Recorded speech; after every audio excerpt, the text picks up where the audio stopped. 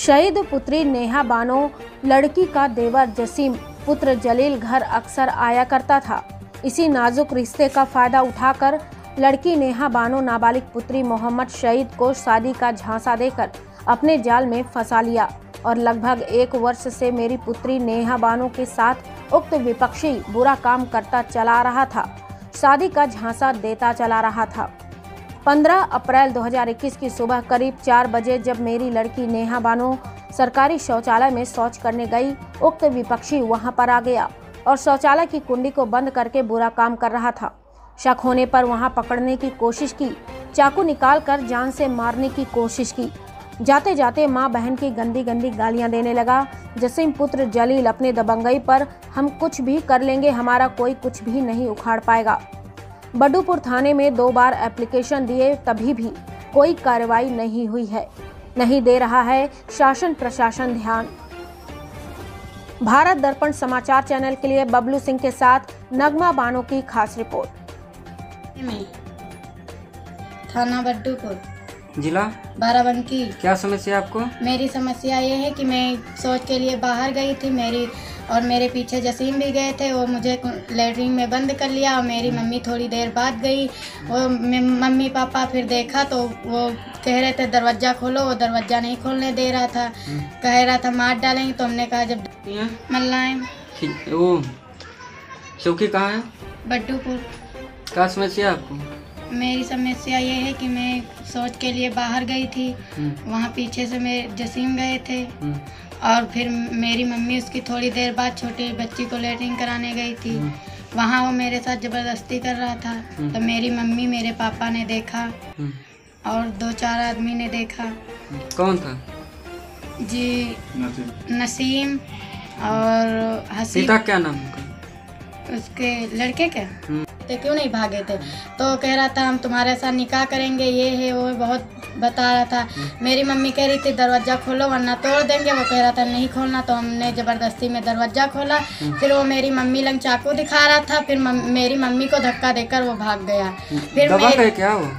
जी फिर वो मेरी मम्मी मुझको वहाँ भेजा कि जाओ तुम वहीं रहो जाकर। तो उनके घर गए तो उनकी बहन जो चचा की लड़की सिब्बी और उनकी अम्मी, उनके चचा और ये जो हलीम है और ये लोग मुझे गाली देकर और मारने की धमकी देकर भगा दिया मुझे। ये लोग रहते कहाँ पे? जी ये यहाँ मस्जिद मेरे घर के इस पार रहते हैं, गाँव में रहते हैं। जी गाँव में रहते हैं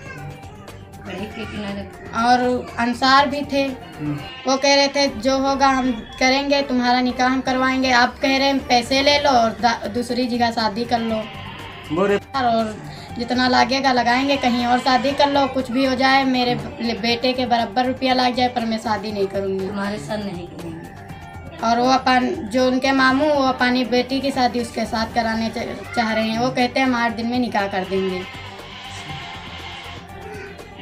अन्नी कहाँ पर रहती हैं? हम मल्लाय में रहते हैं। थाना कौन सा है? बड्डूपुर, जिला बाराबंकी। क्या समस्या है आपको? समस्या ये है मेरी बेटी लेटरिन करने गई थी, तो हमने छोटी बेटी को लेटरिन कराने गए थे। तो वहाँ देखा हमने कि जो है लेटरिन में बल्टी बाहर थी। तो हमने कहा कि बाहर रख के सोचोगी और इसको खोलो, बल्टी अंदर रखो। तो ये कहने लगी कि यहाँ जसीम है। तो हमने कहा खोलो नहीं तोड़ देंगे। तो वो ज़बरदस्ती खोला। तो हम अब जाते हैं तो जो है समझा बुझा के भेज देते हैं, कहते हैं मेरी जिम्मेदारी है, ये है वो है, और करते कुछ नहीं है। थाने में कुन्ना सुनवाई थे न फतेहपुर में है। आप इनके क्या हैं? इनके वहाँ हमारी लड़की बड़ी ब्याही है वहाँ पे। हाँ आप हमारी लड़की नाबालिग है क्या? हाँ लड़की नाबालिग है।